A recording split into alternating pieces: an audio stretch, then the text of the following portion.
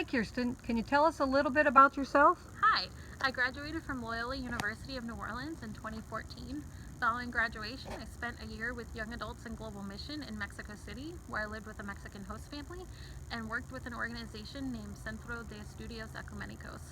Following that, I spent a year with Lutheran Volunteer Corps, where I lived in Washington, D.C., and I worked with Lutheran Campus Ministry at the University of Maryland.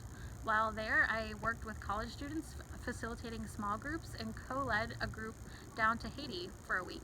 I also helped to work with two after-school programs. One was a mentoring program, one was a tutoring program, both working with Latino kids in a neighboring community. Following that, I spent 4 months traveling in Germany, Southern Asia, and Australia. And I'm currently working as the youth director at my home congregation of Grace Lutheran of New Orleans.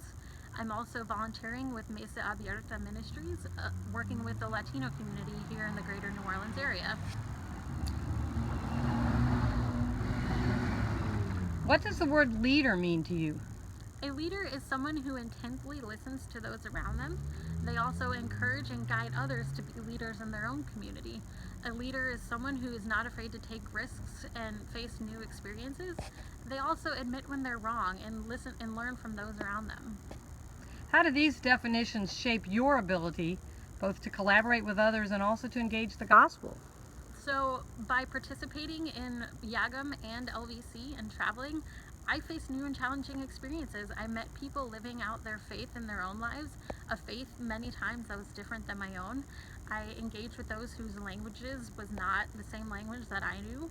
I got to listen to them and hear their stories. I also got to see the God's work working through them and how they lived out their lives and how they faced the challenges that they faced. And goodness knows I made a lot of mistakes. Can you talk about some of the challenges that the ELCA faces as they move forward, say for the next 10 years? Yeah, so the ELCA I think is facing a lot of challenges. Being very diverse. We as a church body are looking to include people from all different races, gender identities, ethnic identities, those who speak different languages, those of different ranges, and many more other communities. I think one of the biggest things that we're facing is incorporating those who are migrants to our country, migrants in the most recent time. And can you talk about how some of your experiences and your leadership skills would be able to help you deal with some of the challenges that the ELCA faces in the next 10 years? So I've worked with migrant communities both in Mexico and here in the United States, both in New Orleans and in the greater Washington, D.C. area. I've listened to their stories, I've helped advocate on their behalf, and I've also listened to those who have a little bit more of a challenge with facing the current immigration issue we're facing in this country. And by being able to bring those two groups together, I think I'm better able to lead our church into the future and hopefully for a long time to come. And I think that's why I would be a great candidate for the Fund for Leaders Scholarship. And can you talk, you had mentioned that leadership is not just listening to others, but also taking action. Can you talk about ways that you might be able to take action moving forward, or ways that you have taken action that would address some of the issues that you mentioned? Yeah, so I have my volunteer work here in the greater New Orleans area working with the migrant community. I've had conversations with different migrant workers. I've helped to bring them water, and I've gone to what we call the Congress of Day Laborers meeting to hear their stories and to bring those stories back to my home community and to help better facilitate a dialogue.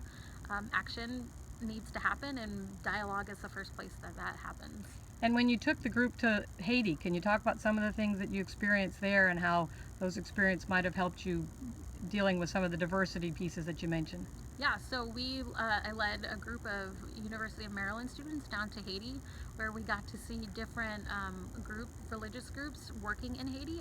We got to see a pastor working in a very rural community. We got to see how people are working in an orphanage, and I think that's God's work and the gospel living out right in front of our faces.